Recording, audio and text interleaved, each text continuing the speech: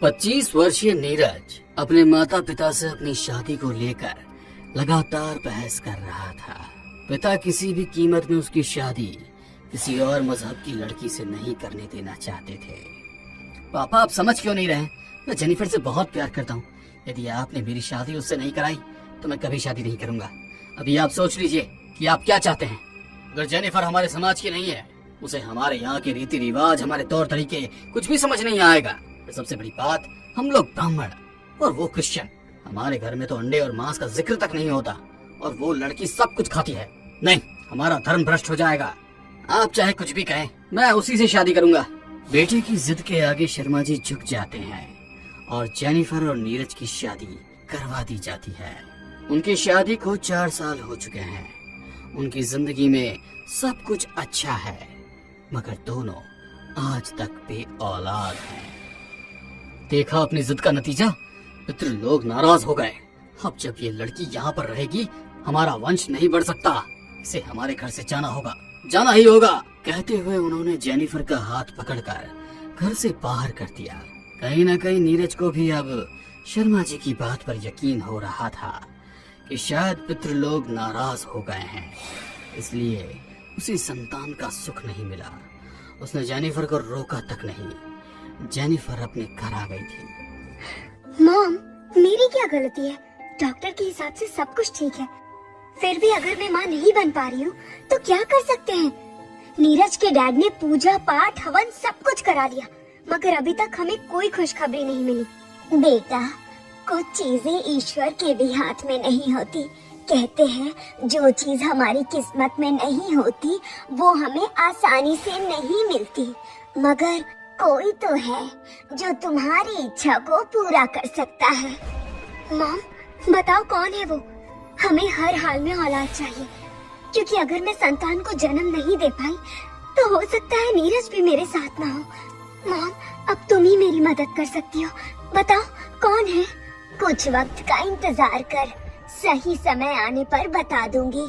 अपनी मॉम के कहने पर जेनिफर को यकीन होने लगा कि जल्दी से संतान मिल जाएगी और वो दिन रात अपनी होने वाली संतान के ख्वाब देख रही थी। एक दिन ऐसे ही अपने होने वाली संतान के लिए स्वेटर बनाते बनाते जेनिफर की रॉकिंग चेयर पर ही नींद लग गई। सही मौका देखकर उसकी मॉम उसकी तरफ पड़ने लगी। उसकी मॉम का चेहरा धीरे धीरे भयानक होने लगा। उन्होंने आकर जेनिफर के सर पर हाथ रख के जेनिफर अब खुद को अंधेरे में घिरा हुआ महसूस कर रही थी। वो चीखना चाह रही थी, मगर उसके गले में आवाज अटक गई। उसे हर तरफ अंधेरा और वीरान नजर आ रहा था। नीरज, प्लीज हेल्प मी, मुझे बहुत डर लग रहा है, बचाओ मुझे। घबराहट के मारे जेनिफर का पूरा जिस्म पसीने से तरबतर हो गया। धड़कनें बेकाबू होती जा रही थी। चारों तरफ सुनसान सड़क पर वो बेहताशा भागती हुई एक कब्रिस्तान के अंदर चली गई।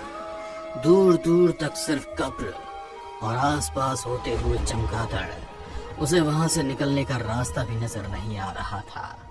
तभी उसके सामने एक भयानक शक्ल की औरत आ गई। लंबे लंबे बाल पूरे बिखरे हुए थे। लटकती हुई चमड़ी और शरीर पे लिपटा हुआ कफन उसे और भयानक बना रहा था।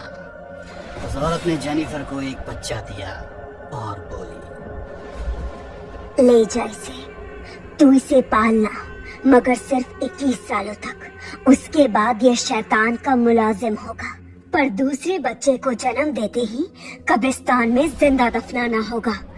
ले जा इसे, शैतान ने तेरी सुन ली है। कहते हुए वो महिला जैसे अचानक आई थी, अचानक ही गायब हो गई। घबराहट के मारे जेनिफर की आंख खुल गई। वो पूरी तरह से पसीना पसीना हो रही थी। उसकी माँ भी उसके सिर पर हाथ रखकर खड़ी थी।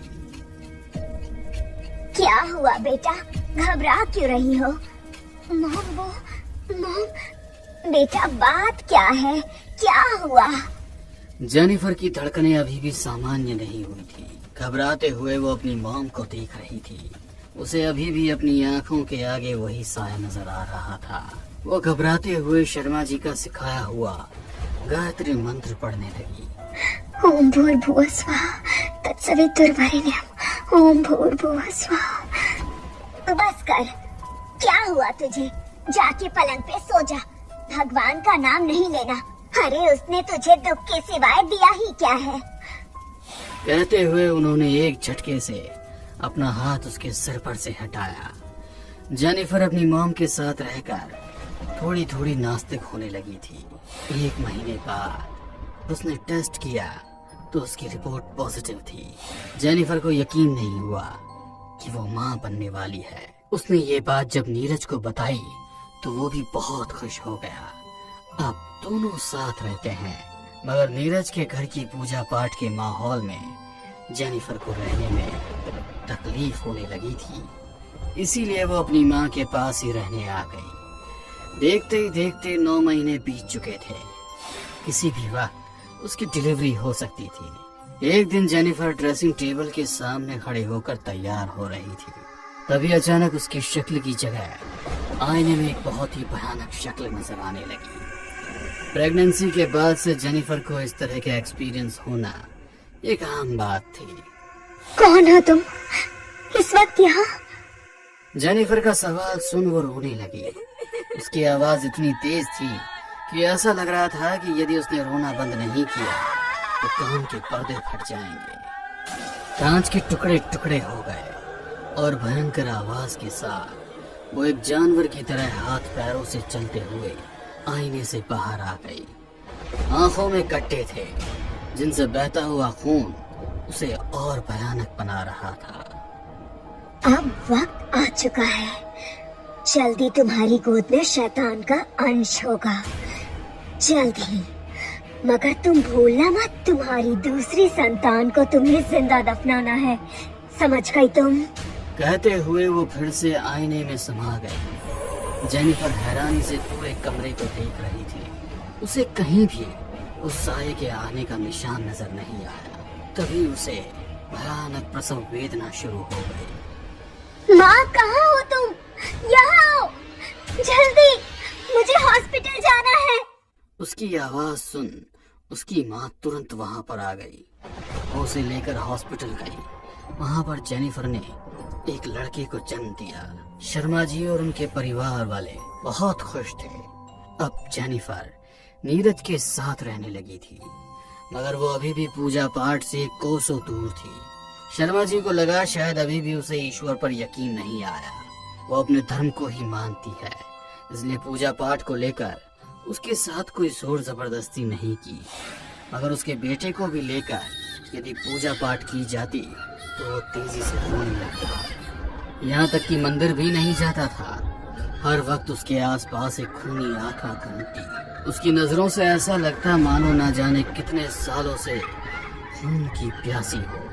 वो सबकी नजरों से बच्चा हर वक्त उसे अपनी छाती से चिपका कर स्तनपान कराती, मानो बचपन से ही उसके भीतर शैतानी शक्तियां चाहती हो। दूसरी तरफ जेनिफर उसके स्तनपान ना करने से परेशान थी। नीरज, मुझे बहुत तकलीफ होती है, बेबी फीड ही नहीं करना चाहता है। ऐसा कैसे हो सकता है? शायद तुम्हें फीड कराना नहीं आता, वरना वो तो तुम्हारे ऊपर ही निर्भर है। जेनिफर को कुछ भी समझ में नहीं आ रहा कि बच्चों को ना भूख लगती है ना प्यास। वो इस बात से अनजान थी कि एक दुष्ट आत्मा उसके लिए हर वक्त वहाँ मौजूद है। देखते ही देखते जेनिफर का पहला बेटा 5 साल का हो गया था। जेनिफर दोबारा माँ बनने वाली थी। अब उसे उस साये की बात याद आ रही थी। माँ, मैं अपना बच्चा जिंदा कैसे दफना सकती हूँ? नहीं, मैं अपना बच्चा किसी को नहीं दूंगी। चली जाऊंगी उसे लेकर यहाँ से दूर, बहुत दूर, जहाँ कोई नहीं पहुँच सके। तुझे क्या लगता है वो तुझ तक नहीं पहुँच पाएगा? तू दुनिया में किसी भी कोने में चली जा, वो हर वक्त तेरे साथ है। नहीं, मैं अपना बच्चा किसी को नहीं दूंगी। देखते ही देखते 9 महीने बीत चुके थे। जैसे ही जेनिफर ने अपने दूसरे बच्चे को जन्म दिया, वो उसे अपनी छाती से लगाए बैठी थी ताकि कोई उसे न ले जाए। मगर जो तय था वही हुआ। उस साये को नहीं दिया तो वो साया जेनिफर के दोनों बच्चों को अपने साथ ले गया, और साथ ले गया जेनिफर का यौवन, उसकी ताकत जिंदा लाश बन चुकी थी जेनिफर, जिस नीरज को पाने के लिए गलत रास्ते पर जा अपनी संतान को जन्म दिया, वो भी अब उसकी ओर देखना नहीं चाहता था।